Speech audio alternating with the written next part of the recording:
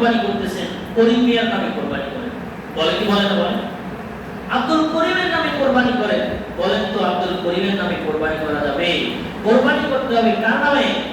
আল্লাহ। আমরা হুজুরদের সঙ্গে ঝগড়া লাগাই, অথচ কুরবানির সময় কুরবানি নিজে করা উত্তম, না পারলে অন্যকে দিয়ে করা। কুরবানি হয়ে যাওয়ার পরে সেখানে একটা দোয়া পড়তে হয়। কি করতে হয়? দোয়া করতে হয়। কি দোয়া? আল্লাহুম্মা তাকাব্বালহু মিন্নি কামা তাকাব্বালতা মিন হাবিবিকা মুহাম্মাদি ওয়া খলিলিকা ইব্রাহিম আলাইহিস সালাতু ওয়াস সালাম। এর অর্থ কি?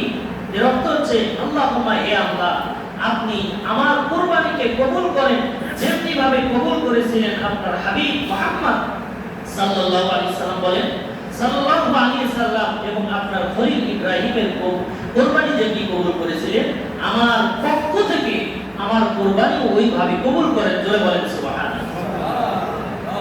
কি বলতে হবে? আমার পক্ষ থেকে কুরবানি করেন। কি বলতে হবে?